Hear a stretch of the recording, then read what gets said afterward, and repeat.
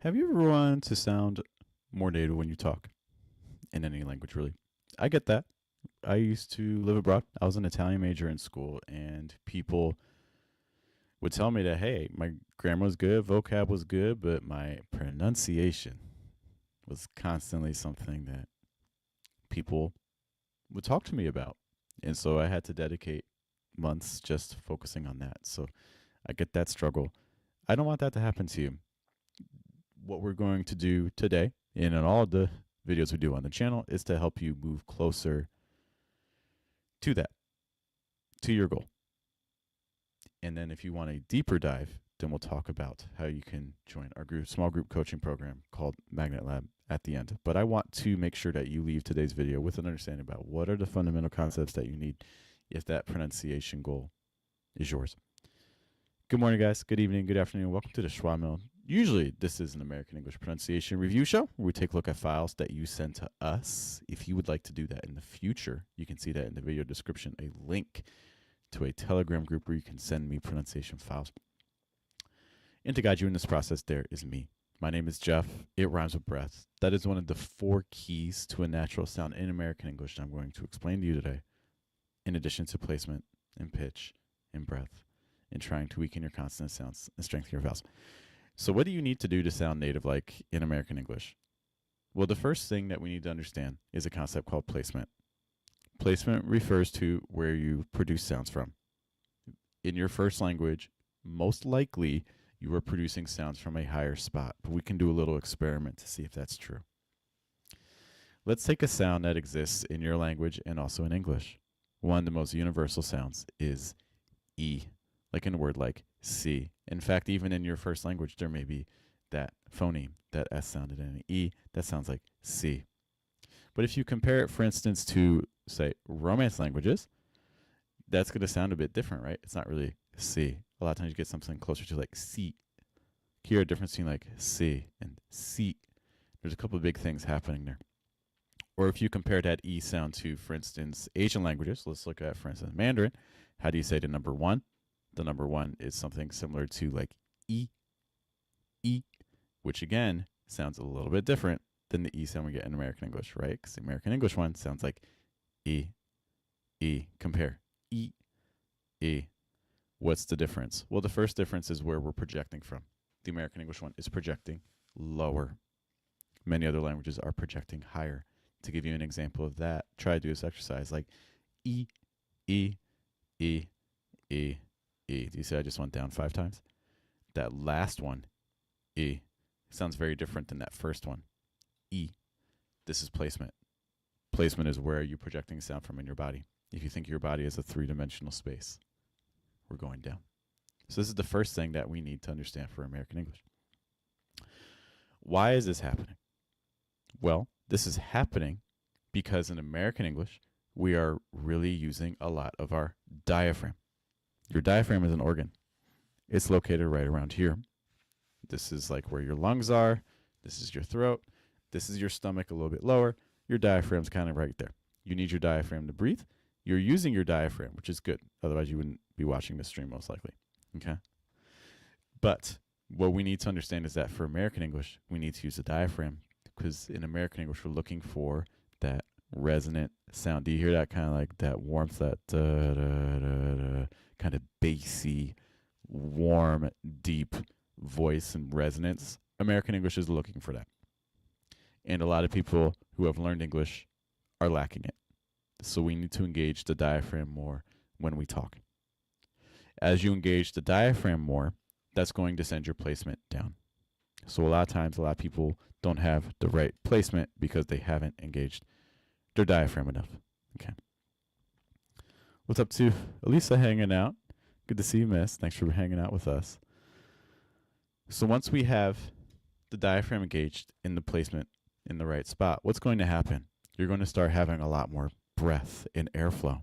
This is what American English wants. It's the biggest difference, in my opinion, between American English and the other types of English, is other types of English, like British English, will chop up breath a little bit. That's why you hear sounds like T's, you know, like butter, like things like that, versus like butter and things. or in a word like center, whereas in American English we usually say center and remove teeth. There's other sounds like that as well. But what we see is that in American English, I need breath to keep moving. But there's a problem, because when you keep breath moving, you give a lot more space to your vowel sounds, because vowels like A, E, I, O, and U, those sounds keep breath flowing. Consonant sounds stop breath. Like if I say like money, money, that N sound and that M sound are very choppy. Or like if I say, let's use a Mandarin word. So like older brother, like guga, guga. You can hear that the G sounds are pretty heavy there, right? Guga. Versus in American English, if I had a similar sounds like that, it would be like guga. Hear a difference between like guga and like guga, guga, guga. Or if you take a word like crack, so crack has like a word like that cr sound, it has that k sound at the end. You don't want to say it to like crack, crack, crack, because it's very consonant heavy, right? There's not enough space to the vowels. Instead, if you asked people from North America to say crack 3 times, they'd be like crack, crack, crack. You hear this like, ah, ah, ah, and it keeps going, going, going. Okay. So, notice what happens again. We use more diaphragm, which adds more breath to our speech, which lowers our placement, which helps us give more space to our vowel sounds. And Taha's here, and she makes what an excellent segue. I'm so glad you said this, Taha. So, Taha says this: I feel like I lose clarity when my voice goes lower. So here's the thing. If you do everything I just talked about, you lowered your placement, you added diaphragm, you kept the breath flowing, and you link vowels together, what's going to happen is you're going to end up with mush. You're going to lose clarity. This is the step. This means you're doing everything right. This is good.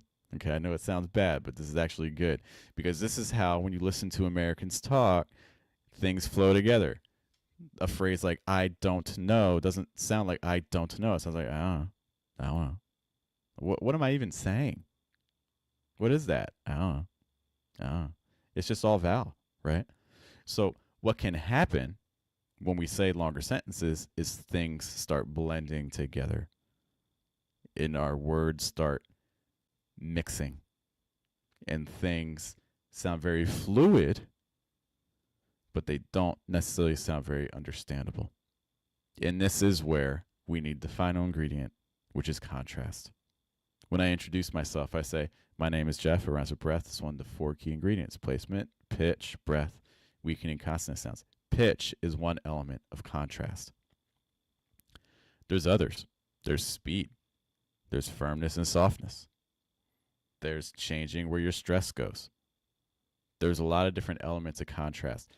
If you feel like you've done the first 3 steps, low placement, breath work, and weak consonant sounds, but you're not very comprehensible, you've lost your clarity. What that means is now we need to shape everything. Okay, it's like we've prepared the pizza dough. Now we got to roll out the pizza into the right shape, right? So what we need to do is we need to add in our elements of contrast. We need to play around with speed.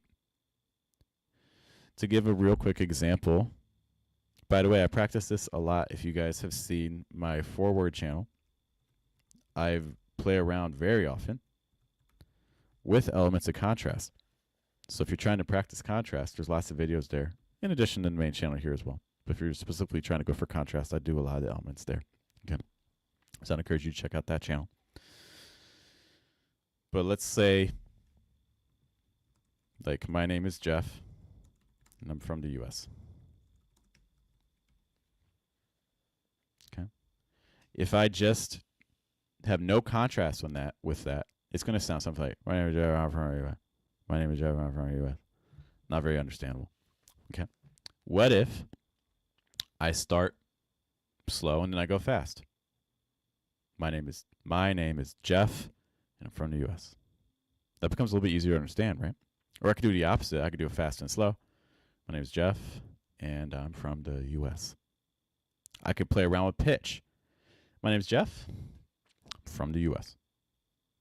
I could start low and high. My name is Geoff, and I'm from the US. All of these, hopefully you're noticing, are easier to understand than the very first way I did it. So this is why we need all of these elements. Okay. You need the lower placement. You need to get the lower placement. You need to add breath. When you add the breath, your consonant sounds are going to grow weaker. But now you're going to need to add contrast in order to shape everything you say and achieve a more natural sound. All of these concepts, if you go to youtube.com/fluentamerican, just the home page on the channel, at the very bottom, there's a list of the 30 key concepts. Okay. In terms of contrast itself, I don't have a playlist specifically on contrast. However, if you search my videos and you type in, if you search for keywords like speed, like Fluent American on the channel speed, or Fluent American pitch, you will find all those certain different elements. Also, for people who are Institute members, I did a workshop. It's about a 20-minute workshop where it just experiments with 10 different ways to add contrast. Okay, so if that sounds like a workshop that you are interested in seeing, 10 ways to add contrast to your speech, there is that workshop I did. Not crazy long, at fluentamerican.com/institute. That may be helpful as well. And honestly, the last thing I'll say is that for members of Magnet Lab, my small group coaching program, that's one of the big things that we're working on, because the Magnet Lab students, most of them have worked with me for some time. So they already are familiar with the placement and the pitch stuff and the breath stuff and things like that. So we need to shape it with other elements of contrast and things like that, incorporating our body and things.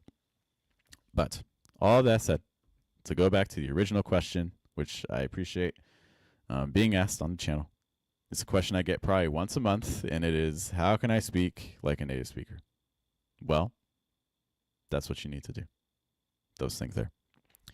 Thank you guys so much for hanging out with me. Look, there's a lot of pronunciation resources out there, so the fact that you spent some time here with me during your day is greatly appreciated. If you think that this would be helpful for other people something that would greatly help me is if you could show this to them, because maybe we could also help transform their lives the way I'm hoping to transform yours. I hope you guys have a good day, have a good night, good afternoon, good weekend. We'll be back with another edition of the Schwa Mill next week.